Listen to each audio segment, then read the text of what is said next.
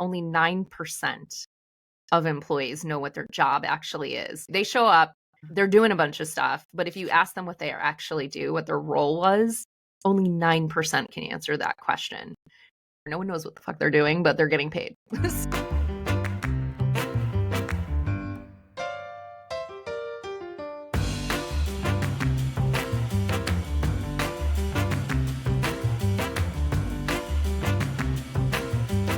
Welcome to Your Work Friends. I'm Francesca Ranieri. And I'm Mel Platt. And we are bringing you the now and next of work, breaking it down so you get ahead. Mel, what's a good word? It's October and 70 degrees. I don't know whether to frolic and be happy or being like concerned about climate change. So that's where I'm at today. Yeah. You're living in the in-between, and I understand that. Yeah. I can't tell if this is just New England as it always is, or if I'm just sweating on October 7th for no reason. So let's go with that. Yeah. How about you? Yeah. How's it going over? I need to stop watching the news. That's all I'm going to say. But I am paying attention, like you, to the work news stories. And we're back with new headlines. What are you talking about today, Mel? I am talking about career catfishing. I did not know that was a thing. I didn't either until I read about Monster's 2025 career catfishing report, where they survey individuals about this phenomenon. So we're going to talk about that. All right. And I am talking about two stories. One is, brace yourself, folks. Healthcare costs are about to explode right in time for open enrollment season. Your paycheck will feel it. 2026 is about to bring the biggest spike in medical premiums in 15 years. And it's not just about inflation. So I want to talk about what's about to hit and how you might be able to ease the blow. And then the last thing I want to talk about is Tilly Norwood. Mel, have you heard of Tilly Norwood? I have, and it's just disturbing. Yeah, super creepy.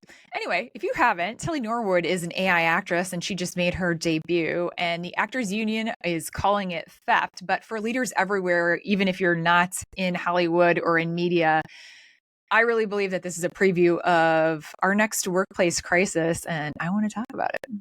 That sounds interesting. All right, let's get into it.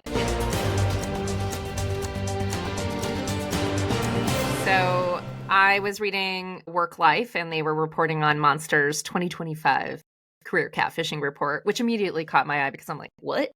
Did not know that report existed. But here's the headline. 4 out of 5 U.S. employees feel catfished. By their employer?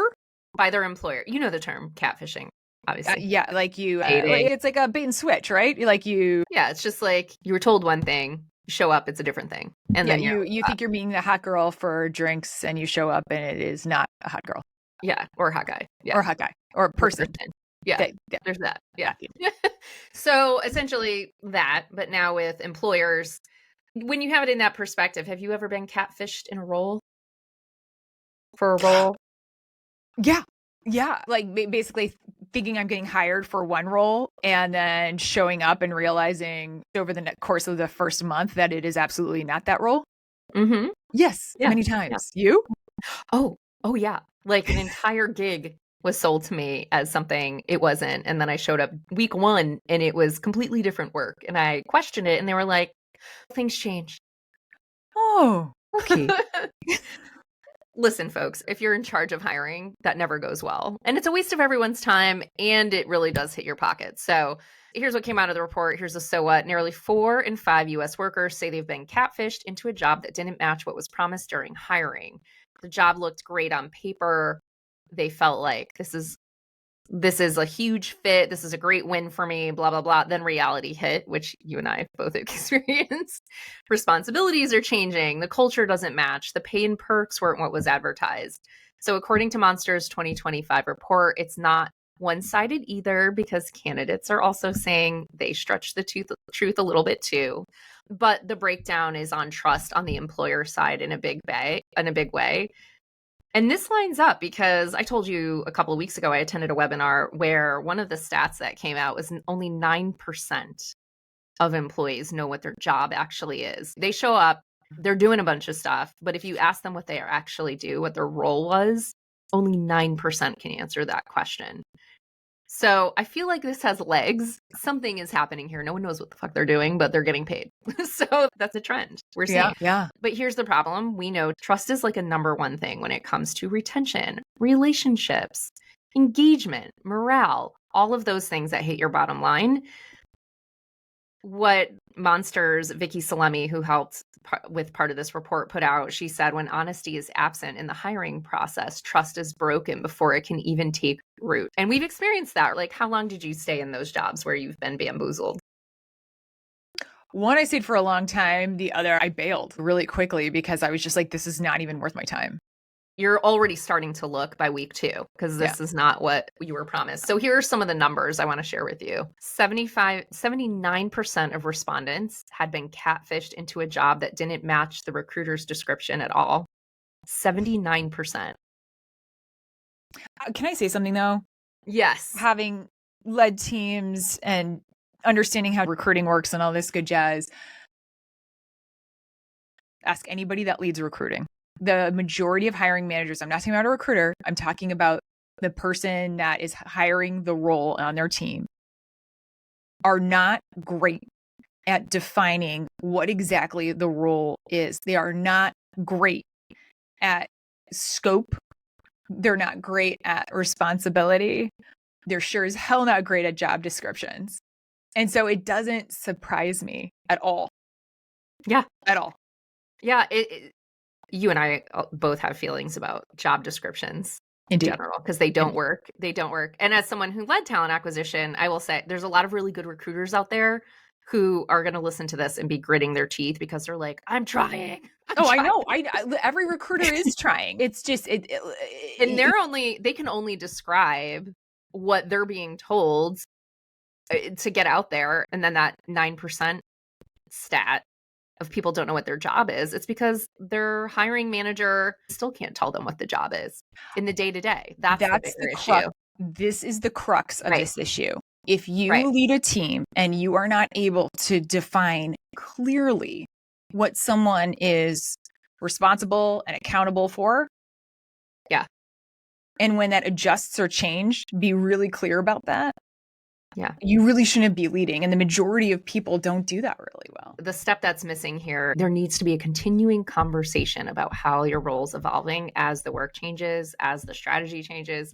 That's just missing entirely from the equation. 49% said their job duties were different than advertised. 21% said the company culture was misrepresented. 9% said pay or benefits were exaggerated. 67% think they currently work with someone who may have also misrepresented their own skills. And 85% of respondents feel that this kind of catfishing is morally wrong. I don't know what's worse. Like, people get into new jobs with so much excitement. Your employees are also your stakeholders. They're also your customers. Imagine you were like, you're going to give me $500 for this goldfish, and then someone gave around and gave you a cracker instead of a real goldfish. You'd be disappointed. So that's what's happening. And then they get on the job and you're wasting all this money. And there's real heavy costs around the churn that happens because of this. Agree. And this has always been an issue. I think this is becoming more and more of an issue because things are changing so quickly that we don't know how to define them. It's not a moment in time. So to your point about job descriptions as well, it's almost like the minute you get into a job, it actually might change. It actually might evolve. The amount of people I talk to every week, I know you're the same way, that they're on their at least second reorg of the year or their third leader in 2 years. That's change every single time. Yep. I know. And no re-level setting on what the gig actually is. That conversation is just missing. So if you want loyalty, I'm just going to put it out there. Companies, start with honesty. Start getting really honest about what you need this to be. Clear job descriptions. They're going to have to start really thinking about redefining the role of job descriptions. I know it's like a legal requirement, but job descriptions don't cut it anymore if you're not clear there. And if you can't be clear in the ongoing conversation, you're going to continue to be in this churn. All right. Talk to me. What's going on over there? Talk to me. All right. Okay. So the healthcare premiums are about to blow up. a lot of us are going to be going into open enrollment season where we're picking our next insurance plan. So I thought, let's talk about what is about to hit. I want to talk about what's going on and more importantly, what to do about it. So 2026 is shaping up to be the biggest jump in healthcare costs in 15 years. And whether you're on an employer plan or on an exchange, you're about to pay a lot more. According to Mercer, employer health benefit costs are projected to rise 6.5% even after plan tweaks. It could be closer to 9% if your employer hasn't really figured out the good juju with their employee benefits plan. And again, if you're on the marketplace, if Congress doesn't renew the pandemic era premium tax cuts, millions could see their ACA plan costs more than double. That's up to 136% higher. Wow. Yeah. Wow. It's a lot. It's a lot. Okay. So why is this happening? There's so many things right now that are like, this feels like the perfect fucking storm. Do you know what I'm saying? Like the government shut down, obviously. They need to figure out some things by November 1st because I really feel for people who are in benefits right now and trying to figure this shit out in orgs because this is not easy. Not easy at all. And I think there's a couple things you can think about as an employee. And I know a lot of companies, especially benefit teams, are trying to figure this out and will be very vocal this season about what you can do, et cetera, et cetera. But why is this happening? Labor costs. Hospitals and clinics are paying more to keep nurses, techs, doctors. It's all getting more expensive. There's also a utilization surge. So people are finally getting the care that they delayed during the pandemic. It's like traffic, right? We're experiencing kind of the delayed reactions of that. Things like more screenings, surgeries, mental health care visits, et cetera. Inflation isn't helping anything. The cost of everything from gloves to an MRI machine, it just all costs more. And all this stuff starts to add way up. Drugs like GLP-1s are more expensive. Great, but more expensive. And there's just other things happening too, like healthcare consolidations. There's fewer plans. There's fewer competitors. There's also like policy cliffs. Federal subsidies expire in 2025, like the ACA premiums, and that'll spike it overnight. And again, employers are reacting to this. 59% of companies are redesigning plans. So they're raising deductibles, they're tightening networks, and they're adding cost sharing. Sharing meaning employees are going to have to pick up the slack here. I don't know if anyone enrolled in their benefits like last year, for example. You probably started to see more options around flexible spending accounts, more optionality where you can get more of a stipend to pay for your healthcare as opposed to your insurance plan paying for your healthcare. That was by design. You and I talked 2 years ago, there was going to be this uptick in a stipend, like getting rid of insurance and pulling into a stipend where we as a company will give you $25,000 and then you go out and you figure out your own insurance plan. This is like the slow movement towards that. Oh, I see that definitely happening in the future where it's more of a benefit marketplace. You have to go out on your own and that's just considered part of your salary package. Yes. 1,000%. Like you get a lump sum for health insurance, professional development, all of those things, those added benefits. They're going to give you, this is for that. And then you have to figure out how you divide it. And they'll call it personalization. Yes. But at the end of the day, it is probably less benefits for the same amount or more money. All right. So what do you do about this? Your prices are going to go up, whether you're on an employer plan or you're on the exchange. There are moves you can make, though, to make the right choices for you. So a few thoughts here. One is do not autopilot your open enrollment. I am absolutely someone that I'm like, oh shit, I forgot to open enroll. And then your plan just rolls over. Don't do that. Check your plan in details. If you're going to do it, this is the year to do it. And look line by line, especially if you get massage therapy or mental health, or if you know you're someone that's going to need surgery or something like that. Figure out networks, deductibles, prescription coverage, out-of-pocket maximums. You really want to pay attention to all of that. Don't autopilot your open enrollment. Please don't. And compare total cost, not just premium. Like lower monthly rates often hide higher deductibles. That happened to me one year where I was like, why is my prescription and my OBGYN visit and all this good jazz so expensive? It's because I accidentally did this. Oh, I did that one year too. And it was the worst year. Yeah. And I had an HSA account to pay to offset expenses. It didn't matter. It was like out of control. Yeah. Which brings me to my third, use an HSA account. Absolutely. If you have one and can afford it, do it. Your 2026 limits are going to be $4,400 for an individual, $8,750 for a family, plus $1,000 catch up for 55 plus. These are triple tax advantaged, pre-tax contribution. It will save you money, believe me. So take advantage of that.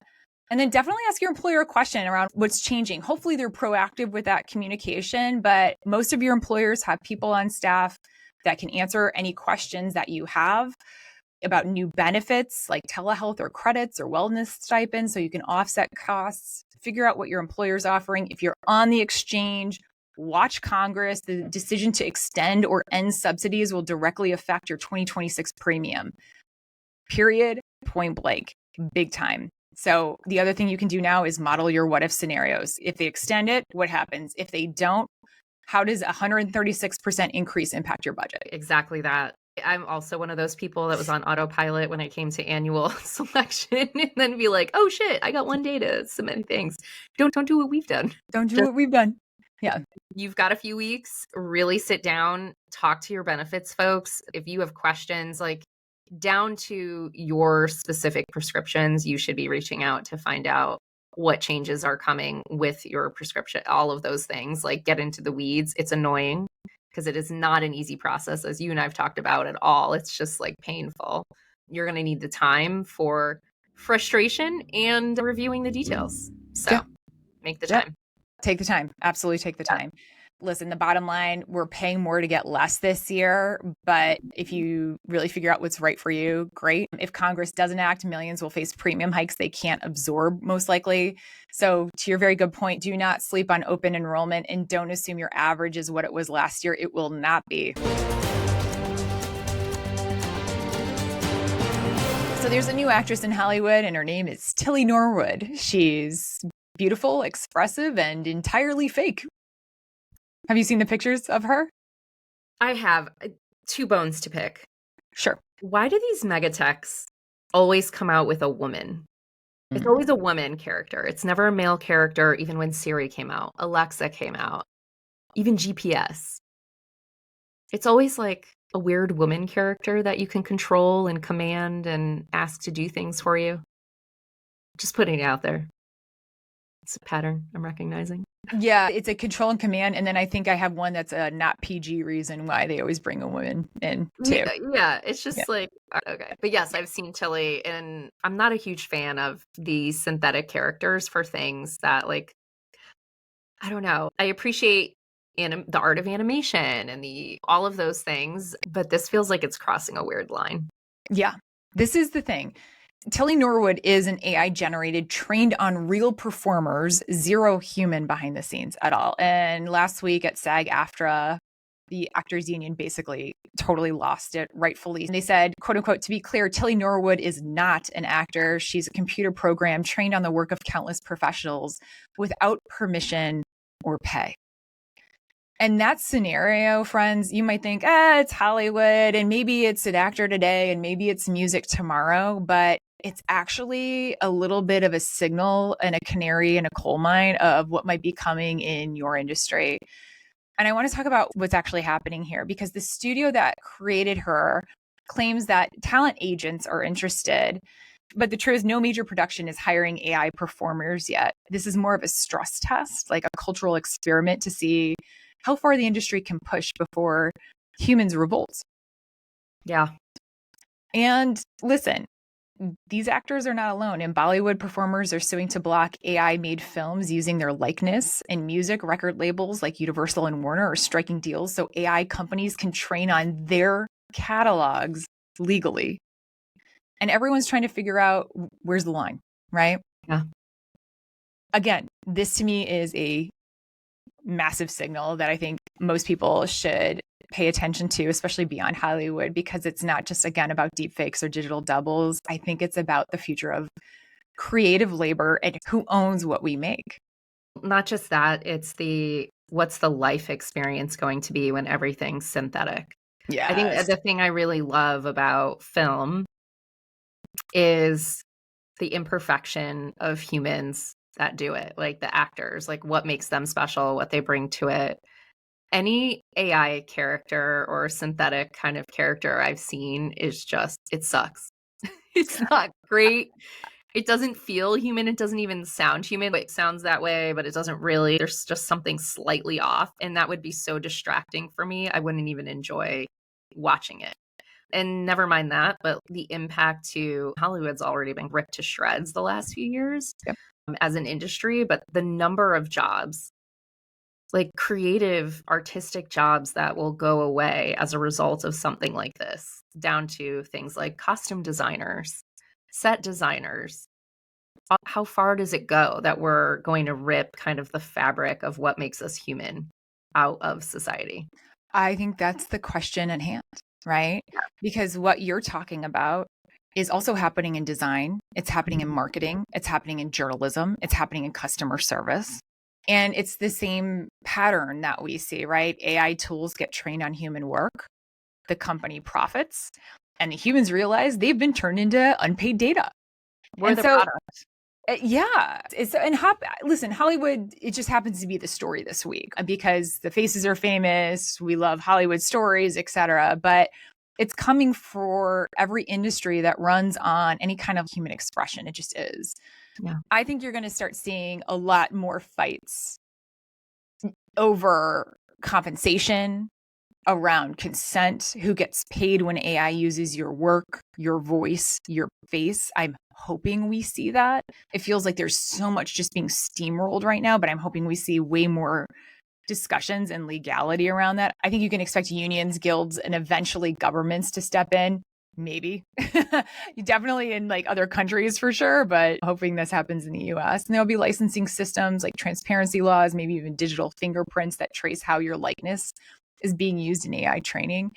It's such an interesting discussion because, to your point, the word synthetic is the right word for it. And then it just feels like commodity. When I was at Limited Brands, Michael Weiss was the CEO of Express for a long time.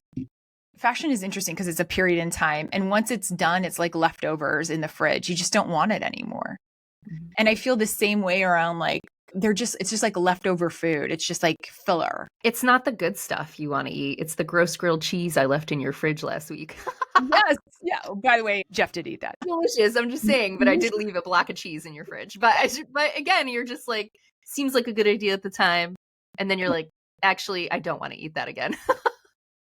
This all goes back to, listen, AI is here, right? And we're going to be having these discussions. You and I are not Luddites, but I do think this keeps on begging the question we keep coming back to make sure things are, again, clear, durable, always betting on humans. The big question we would love leaders to ask is, what can AI do and what's worth keeping human? And there are always elements in any discussion, and especially in a creative realm, that are worth keeping human. Like, number one litmus test for me is, if it can't have the lived experience, it can't add value. And that's a big differentiator to me. We exist in the world and experience the world as it is. Like, AI doesn't experience any of it. And there's no amount of training that's ever going to provide them that level of context or emotion or feeling that human beings have. So if the work requires that, you shouldn't be using AI for it. This episode was produced, edited, and all things by us, myself, Mel Plett, and Francesca Ranieri. Our music is by Pink Zebra. And if you loved this conversation and you want to contribute your thoughts with us, please do. You can visit us at yourworkfriends.com, but you can also join us over on LinkedIn. We have a LinkedIn community page. And we have the TikToks and Instagrams. So please join us in the socials. And if you like this and you've benefited from this episode and you think someone else can benefit from this episode, please rate and subscribe. We'd really appreciate it. That helps keep us going. Take care, friends. Right. Bye, friends. Bye, friend.